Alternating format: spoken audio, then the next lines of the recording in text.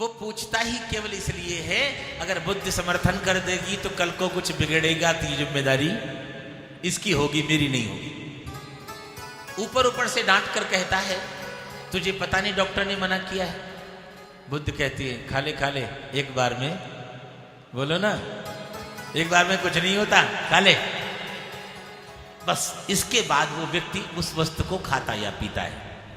अब अगर बात बिगड़ जाए तो जिम्मेदार कौन है? जिम्मेदार बुद्धि। हाँ तो तूने कही थी ना, अब भुगत। तो बुद्धि बिना विचार किए केवल मोह पाश में बंद करके मोह के कारण वो मन की बात मानती है, मन का संग करती है। इसलिए बुद्धि को धुंधली कहा गया है। धुंधली मलिन, जिसकी सोच अच्छी ना हो उसे धुंधली कहा।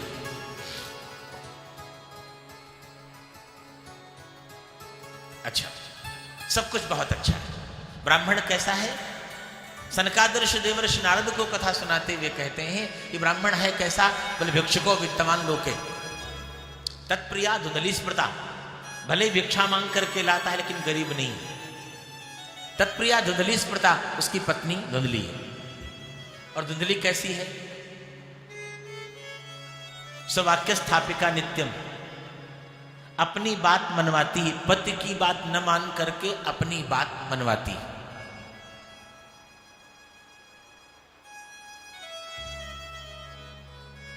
और विशेषता क्या है? उत्तम कुल में उत्पन्न है, इसके बावजूद संस्कार उसके ऐसे ही हैं। और संस्कार कैसे हैं? बोले शूरा च गृह कृत्येषु कृपणा कलह प्रिया। घर के काम काज करने में बड़ी कुशल है लेकिन बड़ी कृपण है।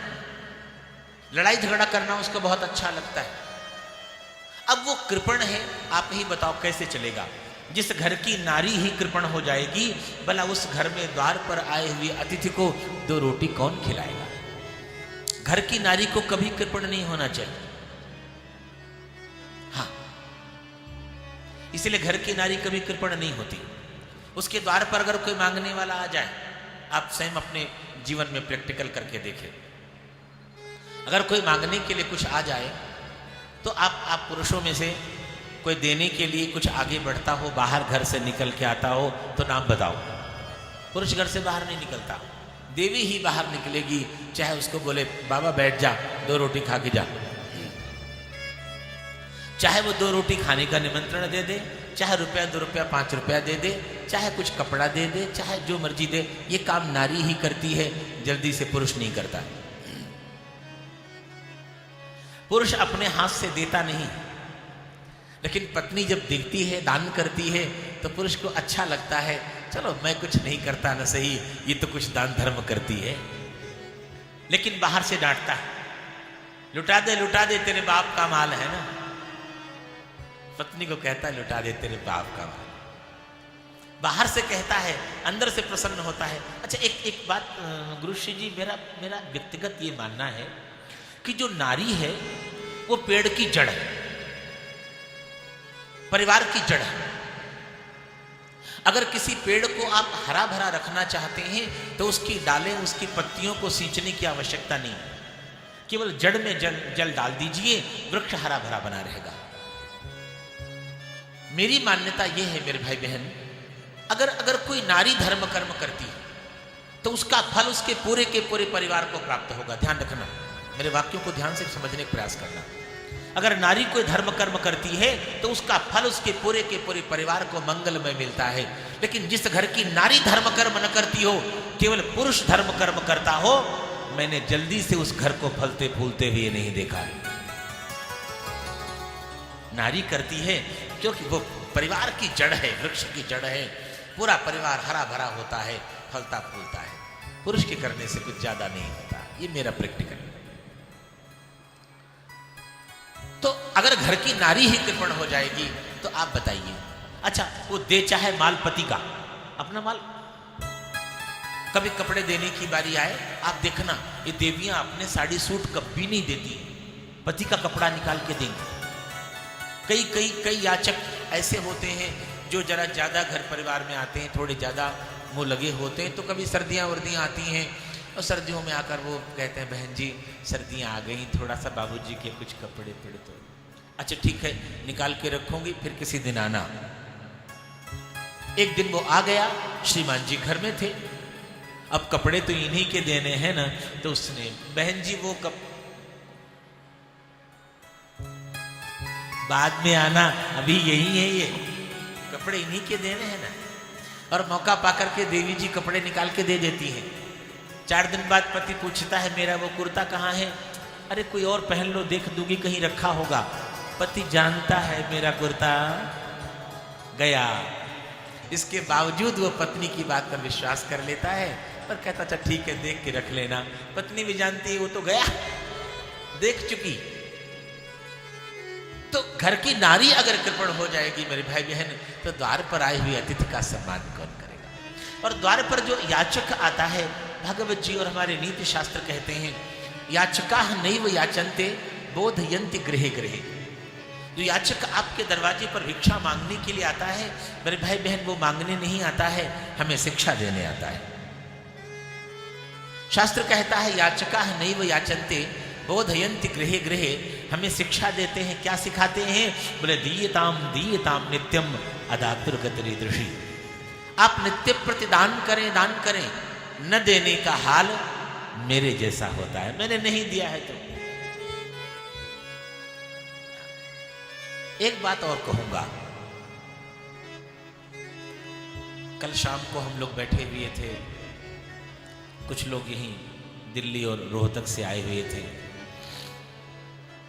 कुछ प्रसंग चला तो मैंने कहा देखो बेटा बात सीधी सी इतनी है,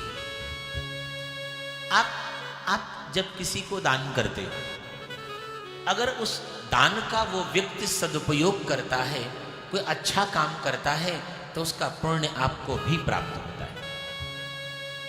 और अगर आपके द्वारा दान किए गए पदार्थ का कोई दुरुपयोग करता है, उसे पाप तो लगता ही लगता है, उसका कुछ फल।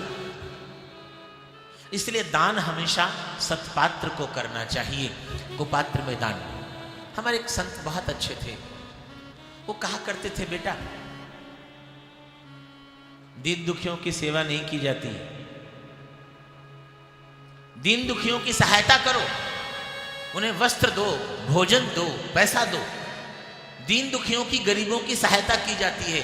सेवा, बोले सेवा तो हमेशा अपने से उन्नत की जाती है। उन्नत की सेवा करोगे हमेशा जीवन में उन्नत होते चले जाओगे, आगे बढ़ते चले जाओगे। निम्न की सेवा करोगे तो आपको नीचे गिरने से कोई नहीं रोक सकता है। इसलिए जो दीनहीन है उनकी सहायता करो, सेवा हमेशा अपने से उन्नति करो। जीवन के सूत्र हैं कुछ। खैर, तो कृपणा बड़ी कृपण है, लड़ना झगड़ना उसको बहुत अच्छा लगता है।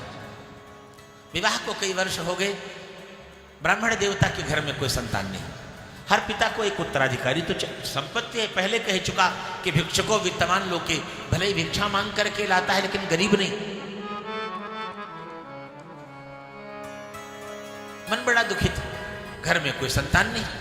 द्वार पर जो वृक्ष लगाता हूं, जो पौधा लगाता हूं, वो भी निष्फल हो जाता है, बिना फल पुष्प का रह जाता है। यहां तक कि अपने द्वार पर जो गाय बांधता हूं, वो गाय भी बंध्या हो जाती है। मुझे तो ऐसा लगता है कि मेरे पितर मुझसे नाराज हैं। अभी आगे विवेचन करूंगा। पितरों की कृपा के बिना, मेरे वाक्यों को ध्यान से पीना, पितरों की कृपा के बिना वंश वृद्धि और धन समृद्धि नहीं होती है। ये बात गांठ बांध लीजिए। वो ब्राह्मण देवता कहते हैं ऐसा लगता है जैसे मेरे पितर मुझसे नाराज हैं, रुष्ट हैं, क्योंकि जब मैं उन्हें जल अर्पण करता हूं तो जल उन्हें गर्म होकर के प्राप्त होता है। कवोष्ण मुपभुंजते, पितरों को जो दिया गया जल है उन्हें गर्म होकर के प्राप्त होता है। तो हमारे पितर मुझसे क्या करूं, दुखी। एक काम करता हूं, ऐसे घर में रहने से क्या फायदा, और उस पर से ऐसी पत्नी हो सौभाग्य स्थापिका जो पति की बात न मानती हो, पति को अपनी बात मनवाती हो। ऐसी पत्नी घर में हो, बच्चे भी ना हो, तो वो व्यक्ति जिए तो किसके लिए जिए? सीधा सा सिद्धांत। आज ब्राह्मण देवता जंगल आए,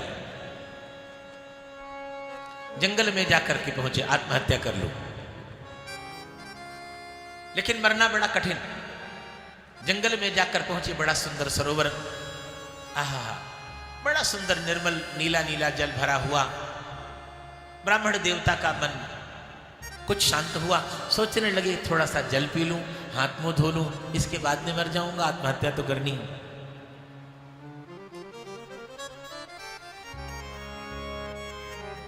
हाथ मुंह धोया, जलपान किया, शांत होकर बैठे। और उसी समय भगवत कृपा से एक दंडी सन्यासी पधारे। ध्यान रखना, ब्राह्मण बड़े विद्वान हैं। शास्त्र कहता है दंड ग्रहण मात्रेण नरो नारायणो भवेत्।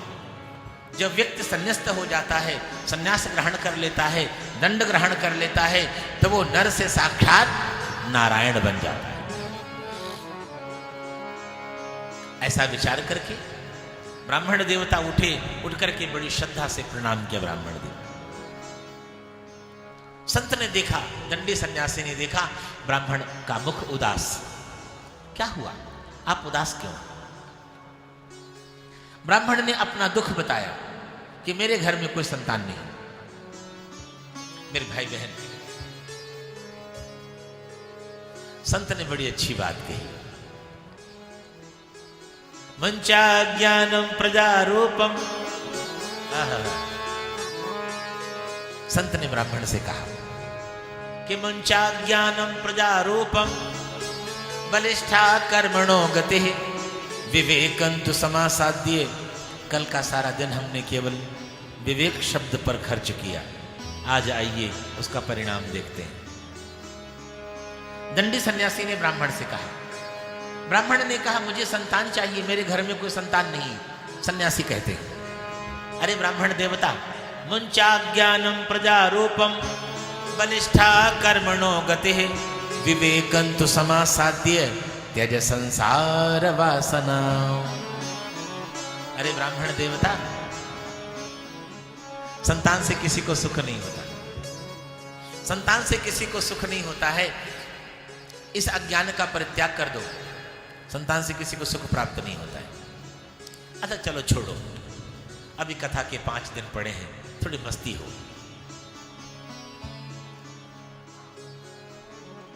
थोड़ा आनंद लेते हैं, नहीं? हाँ,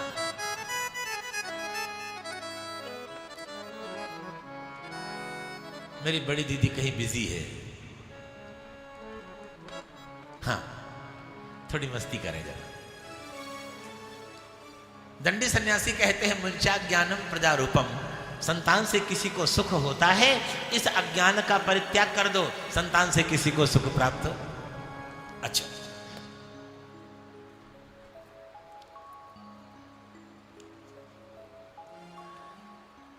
इतने प्यार से आप लोग कथा सुन रहे हैं, इतने मनोयोग से आप लोग यहां, चलो मान लो, सपोज करो आपकी भक्ति से, आपके प्रेम से भगवान प्रसन्न हो जाए। बड़ी सुंदर बात, जरा ध्यान से पीना। मान लिया भगवान प्रसन्न हो जाए, भगवान को प्रसन्न करने का फार्मूला तो भैया आज तक कोई बना हो तो बताओ ना। वो कैसे प्रसन्न होते हैं ऐसा कोई नियम नहीं। बिंदु जी महाराज का, बिंदु जी महाराज कहते हैं, न जाने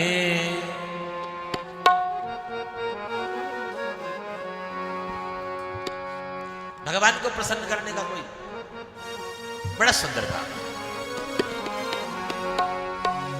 न जाने कौन से गुण पर दया निधि रीझ जाते हैं, न जाने कौन से गुण पर दया निधि रीझ जाते हैं, न जाने कौन से गुण पर दया निधि रीझ जाते हैं, न जाने कौन से गुण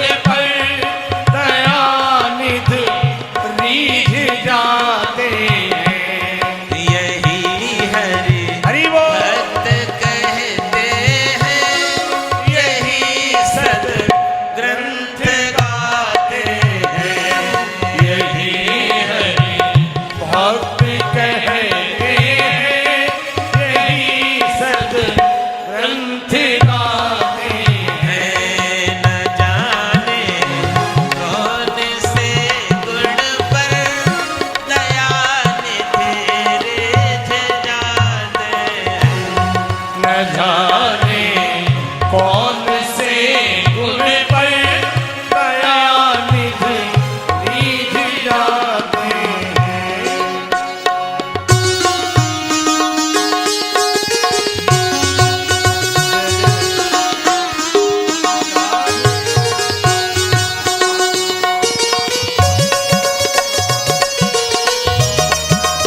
बड़े भाव से सब आ गए।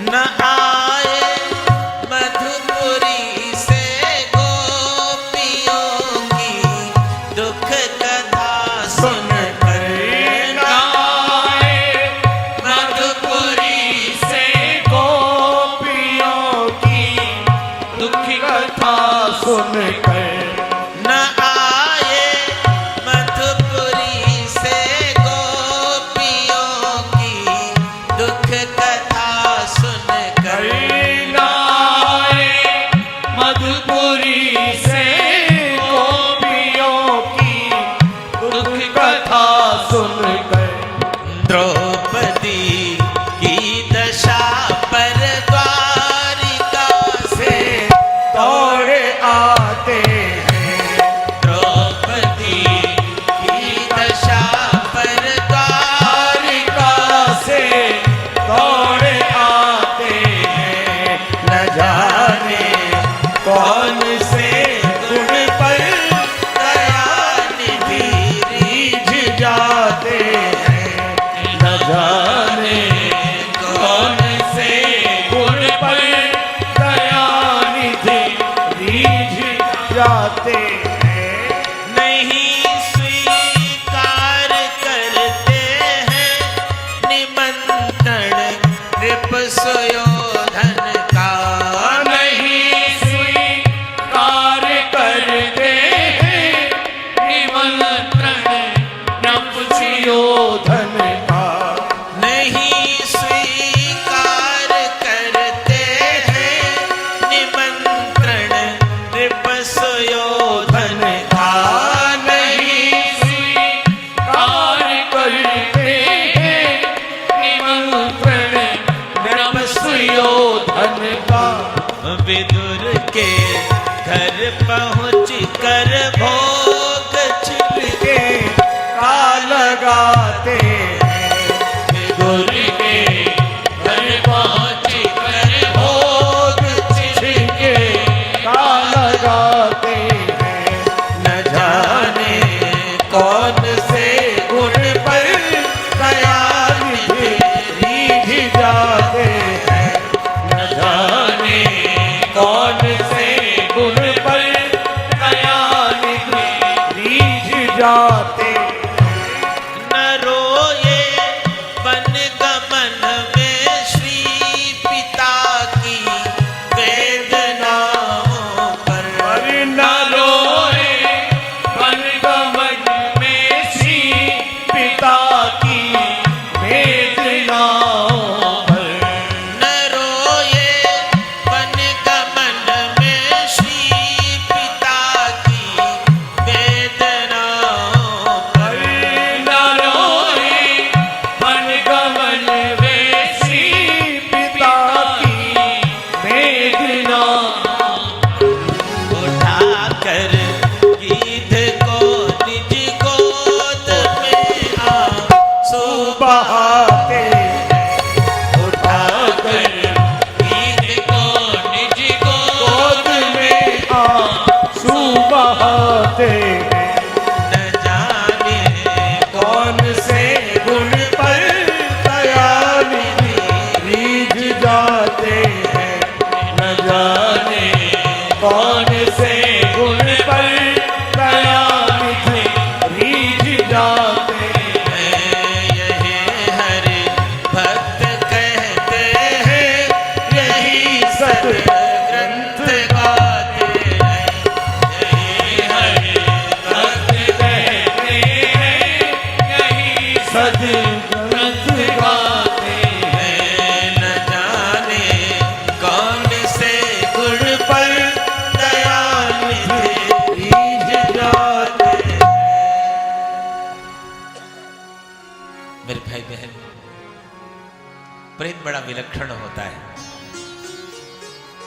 भगवान कैसे प्रसन्न होते, कोई फार्मूला बना नहीं। महाभारत का युद्ध अवश्यम भावी। भगवान ने कहा एक प्रयास करूंगा। आज भगवान स्वयं दूत बन करके हस्तिनापुर पहुंचे। बड़ा सुंदर भाव। दूत बन करके हस्तिनापुर पहुंचे। बड़ी भीड़ भगवान के दर्शनों के लिए लगी। दूर से विदुर जी खड़े देख रहे थे। आहा, हृदय विह्वल। भगवान ने विदुर जी की ओर देखा, मुस्कुराए भी, इशारे में कहा भी, मैं अभी आ रहा हूं। यहां क्या होने वाला है ये बात मैं भली भांति जानता हूं, मैं अभी आ रहा हूं। लेकिन बेचारे विदुर जी भगवान के भाव को समझ नहीं पाए। भगवान सभा में जाकर पहुंचे, सम्मान किया गया। भगवान ने महाराज धृतराष्ट्र से कहा, राजन स्वागत सत्कार करने लगे। भगवान ने कहा, नहीं, आज मैं द्वारिकाधीश नहीं, आज मैं पांडवों का दूत बन करके आया। संदेश, दूत बनकर आया हूं और यह संदेश देता हूं। पांडव कहते हैं आप मुझे केवल 5 गांव दे दीजिए, हम पांचों भाई एक एक गांव लेकर के सुखी हो जाएंगे और मुझे कुछ नहीं चाहिए। धृतराष्ट्र तो क्या बोलते, दुर्योधन बीच में ही बोल पड़ा, अरे केशव, आप 5 गांव की बात करते हैं। सुचक्रम नैव दास्यामि बिना युद्धेन केशव। अरे केशव, बिना युद्ध किए तो सुई की नोक की बराबर भूमि नहीं दूंगा। 5 गांव तो बहुत होते हैं। भगवान मुस्कुराए, मन ही मन विचार करने लगे, ये तो मुझे पहले ही पता था। लेकिन कम से कम कल को भारत का इतिहास ये नहीं कह सकेगा कि भगवान ने एक अंतिम प्रयास नहीं किया युद्ध को टालने का। तो ठीक है, अब परिणाम की जिम्मेदारी आपकी। कल को कोई मुझे दोष ना दे, पांडवों को दोष ना दे, अब परिणाम आप। भगवान वहां से चलने लगे। धृतराष्ट्र ने कहा, अरे गोविंद, आप इन बच्चों के चक्कर में कहां पड़ते हो?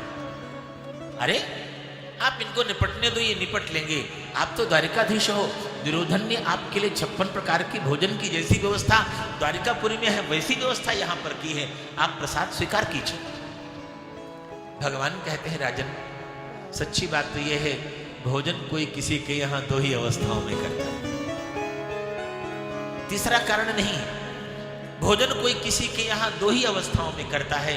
या तो कोई बहुत प्रेम करता है तब कोई किसी के यहां भोजन करता है, और या फिर किसी की कोई बहुत बड़ी मजबूरी हो तब किसी के यहां भोजन करता है। प्रेम तुम हमसे करते नहीं हो और मजबूरी हमारी है। जब क्या विचार करके देखो, भगवान द्वारिकापुरी से आए थे, क्या रास्ते रास्ते खाते आए थे? भगवान भूखे थे, लेकिन इसके बावजूद यह कह करके बात टाल गए कि प्रेम तुम हमसे करते नहीं हो और मजबूरी हमारी है नहीं। और भगवान वहां से सीधे विदुर के यहां जाकर पहुंचे। प्रेम तो देखो, जब भक्त के हृदय में प्रेम होता है तो मेरे भाई बहन, भगवान स्वयं जाकर के याचना करते हैं, भगवान स्वयं जाकर के मांगते हैं। और विदुर की कुटिया के बाहर, कुटिया पर जाकर पहुंचे, दरवाजा खटखटाया, काकी काकी मैं कृष्ण। हाँ। काकी काकी मैं कृष्ण। ओह, विदुरानी जी बाहर निकल करके, मेरे भाई बहन, मैं शब्द प्रयोग नहीं करना चाहता। कृष्ण नाम सुनते ही विदुरानी ऐसी विक्षिप्त सी हो गई। शास्त्र तो ये कहता है, उस समय विदुरानी जी स्नान कर रही थी और जैसे ही उन्होंने द्वार खोला, भगवान ने काकी को देखा तो झट करके अपना पीतांबर उतारा और उतार करके विदुरानी जी को लपेट दिया। कृष्ण का नाम सुन करके वो स्वयं को रोक न सकी और स्नान करती करती ही भागी वहां से। मेरे भाई बहन, अपने पीतांबर से लपेटा, काकी मुझको बड़ी भूख लगी।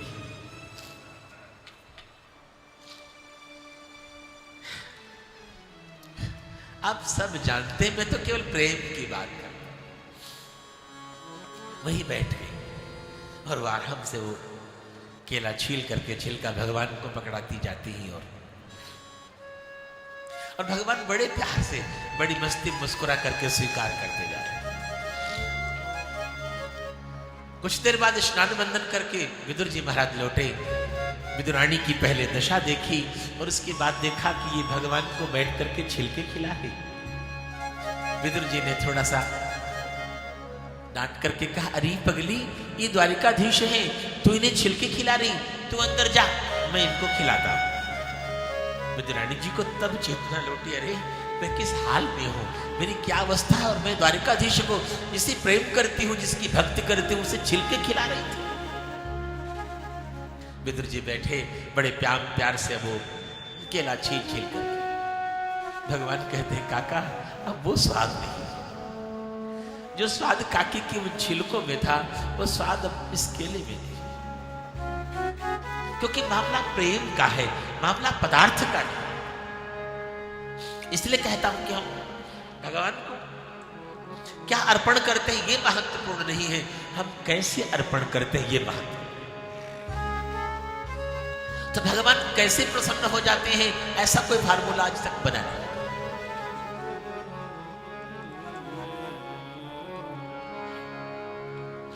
मेरे भाई बहन,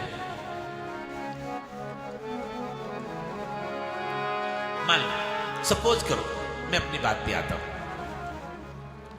भगवान प्रसन्न हो जाए और अभी आकर के यहां प्रकट हो जाए। जरा ध्यान से पीना मेरी बात।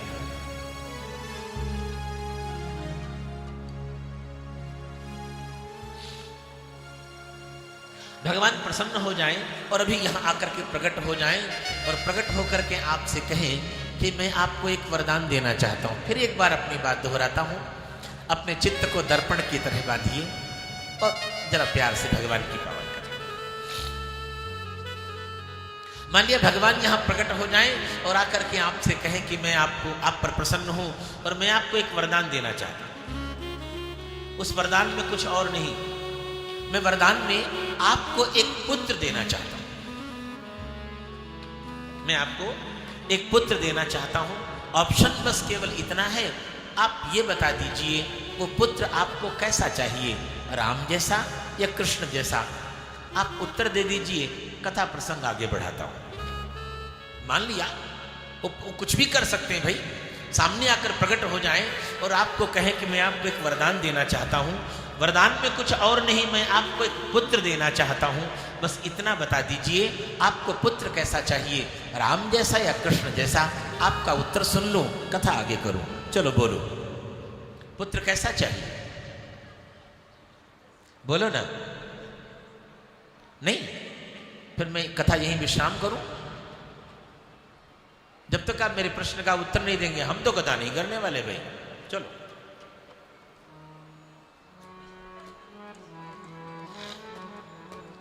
अपना उत्तर देने से पहले विचार कर लेना, मुझे और भी कुछ कहना है। चलो जल्दी बोलो, वो पुत्र आपको कैसा चाहिए, राम जैसा या कृष्ण जैसा। जो उत्तर आप देंगे उसके बाद मैं निर्णय करूंगा कि मैं क्या कहूं। बोलो, पुत्र कैसा चाहिए। नहीं, ये चीटिंग नहीं, दो में से एक बताना पड़ेगा। आपको पुत्र राम जैसा चाहिए या कृष्ण जैसा, ये निर्णय तो आपको पक्का करना पड़ेगा। चलो जल्दी बोलो, जल्दी से मिलके सब उत्तर दे दो, मैं कथा प्रसंग आगे बढ़ा। कैसा चाहिए बोलो। नहीं, चलो आरती वारती करवाओ। हैं? मैं किसी एक का उत्तर सुनना नहीं चाहता, मुझे सबका उत्तर चाहिए। पुत्र कैसा चाहिए, राम जैसा। तो पहले जरा कृष्ण वालों की बात कर दूं। तनु बेटा कहां है, बेटा कहां है। संजय भाई याद रखना वाक्य, कल को ये लेके आ जाए ना तो मत कहना कि मुझसे पूछे बिना लेके आ गया, मत बाद में कहना मुझे। हाँ देख लो फिर। हाँ, आप लोगों को कैसा पुत्र चाहिए, कैसा चाहिए, कैसा चाहिए। ये आवाज बड़ी धीमी सी क्यों आ रही है, बाकियों को नहीं पता है। कैसा चाहिए पुत्र, राम जैसा। बहुत अच्छे, कथा तो कृष्ण की सुन रहे हैं और पुत्र राम जैसा चाहिए। Very good, very good. लेकिन ये सत्य है, अगर कृष्ण कथा सुनते हुए भी हम राम जैसे पुत्र की कामना करते हैं, इससे सिद्ध होता है कि भारत के इतिहास में राम जैसा पुत्र नहीं। और केवल राम ही क्या, बाकी के 3 कुछ राम से कम थे? आप विचार करके देखें, बाकी क्या 3 राम से कुछ कम थे? और अगर भारत के इतिहास में राम जैसे पुत्र नहीं हुए, तो फिर यह भी मानना पड़ेगा कि पुत्रों के मामले में महाराज दशरथ से ज्यादा भाग्यशाली भी कोई और, क्योंकि ये पुत्र तो उन्हीं के थे भाई। तो यह भी मानना पड़ेगा कि पुत्रों के मामले में महाराज दशरथ से ज्यादा भाग्यशाली कोई और नहीं। अच्छा चलो, इतना तो हो गया। अब इतना और बता दीजिए, जब महाराज दशरथ ने अपने प्राण त्यागे, उस समय कितने पुत्र मुख में गंगा जल डालने के लिए खड़े थे?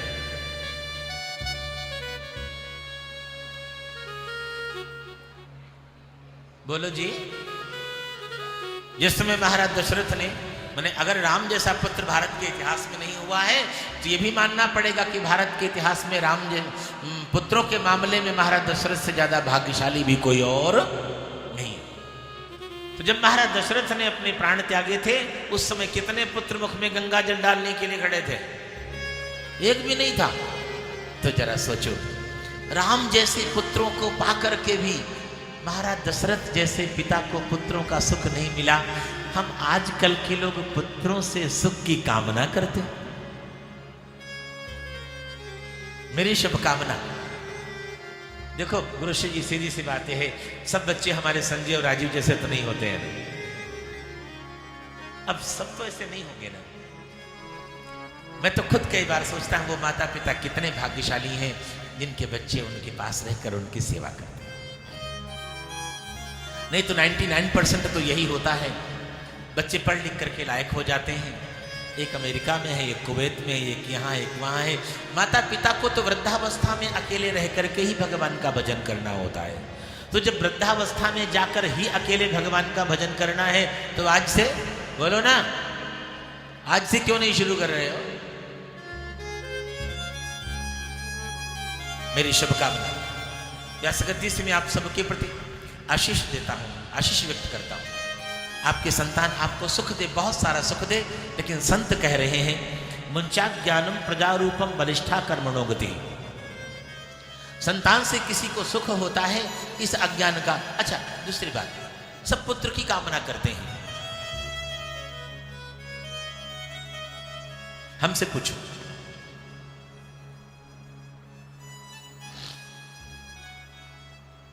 पुत्र क्यों नहीं चाहिए? पुत्र ही क्यों चाहिए?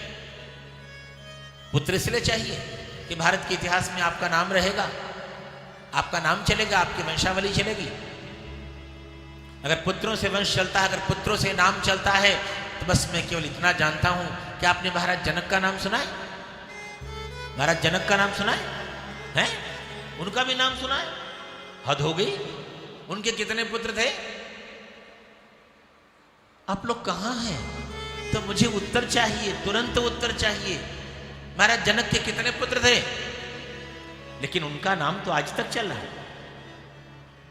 एक पुत्री थी, और चित्रकूट में जब महाराज जनक श्री राम से मिलने के लिए गए और अपनी पुत्री जानकी को तपस्विनी के वेश में देखा, मेरे भाई बहन, पिता का हृदय गदगद हो गया, भुजाएं फैला दी।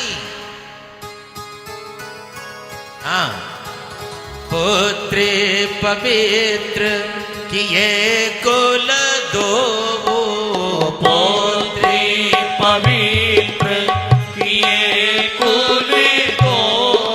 क्या भारत के इतिहास में ये गौरव किसी को मिला? ये गौरव केवल एक नारी को प्राप्त है, पुत्री को प्राप्त है। महाराज जनक कहते हैं, पुत्री पवित्र किए कुल दो, पवित्र किए कुल दो। सुजस धवलु जगु कह सबको, सुजस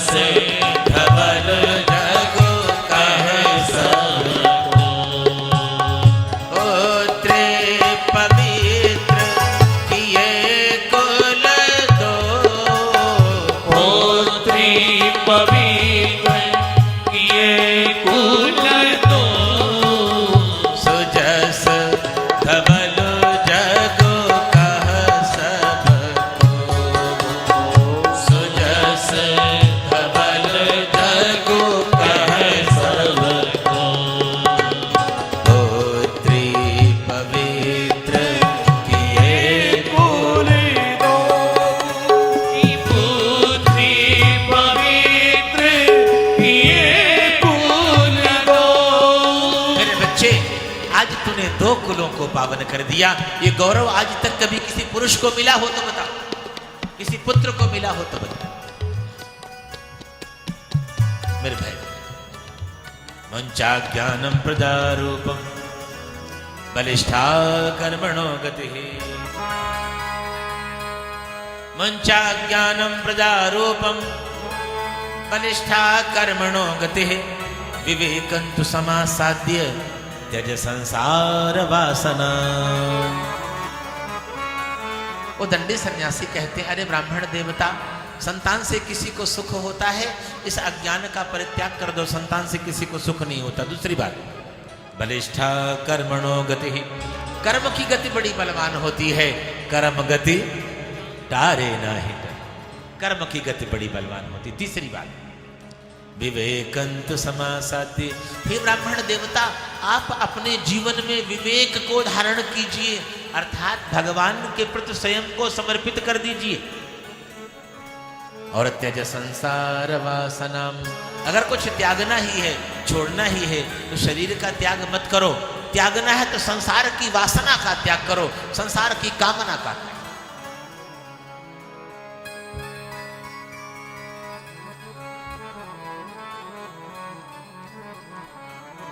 अरे मैंने तो तेरी मस्तक की रेखाओं को पढ़ लिया। ब्राह्मण कहता है, आपको क्या पता संतान का सुख क्या होता, आप तो सन्यासी हो ना, सन्यासी का जीवन कैसा है? बोले सन्यासा शुष्क एव ही, सन्यास का जीवन तो बड़ा रूखा सूखा होता है। गृहस्था सरसो लोके पुत्र पौत्र समन्विता, गृहस्थ का जीवन बड़ा सरस होता है, जब तक आंगन में 10-5 बच्चे किलकारी न मारे तब तक गृहस्थ कैसा। मुझे तो संतान चाहिए। संत कहते रे ब्राह्मण, मैंने तेरी मस्तक की रेखाओं को पढ़ लिया, तो इस एक जन्म की बात करता है, सप्त जन्मावधि पुत्रो नैवच नैवच, 7 जन्मों तक तेरे भाग्य में पुत्र का सुख। ब्राह्मण मन ही मन विचार करने लगा, जो संत इतने ज्ञानी हैं, मेरे मस्तक की रेखाओं को देख करके जो मेरे 7 जन्मों का हाल जान सकते हैं, यदि वे करुणा कर दें तो एक संतान भी। व्यक्ति अपनी बात समझ लेता है, बस बाकी समझ भी नहीं आती बात इसकी।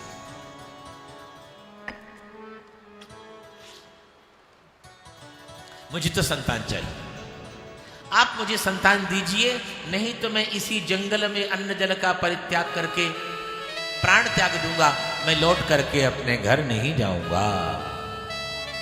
संत ने सोचा, ये अच्छा, लेना एक न देना दो, फोकट में। अगर इस ब्राह्मण ने यहां आत्महत्या कर ली तो ब्रह्म हत्या मेरे सिर आ जाएगी। दया आई, संत को झोली से फल निकाल करके ब्राह्मण के हाथ में दिया और ब्राह्मण से बोले, जा ठाकुर कृपा करेंगे। ब्राह्मण देवता फल लेकर के अपने घर आए, पत्नी के हाथ में फल रखा, ध्यान से पीना। पत्नी के हाथ में फल रखा, पत्नी ने 25 प्रश्न पूछे, कहां से लाए हो, किसने दिया है, इस फल के खाने से क्या होगा? क्योंकि वो पति की आज्ञा तो मानती नहीं थी, विश्वास करती होती, प्रेम करती होती तो सीधे। ब्राह्मण ने कहा, संत का दिया हुआ प्रसाद है, इसे खाने से हमारे घर में उत्तम संतान का जन्म होगा। ठीक है, खा लूंगी। क्या कहा? खा लूंगी। अभी खा लेती तो पति की आज्ञा का पालन हो जाता ना, जबकि पति की आज्ञा का पालन करना वो नहीं जानती। ब्राह्मण देवता चले गए, एक सखी आई, सखी के आगे उसने अपना रोना रोया,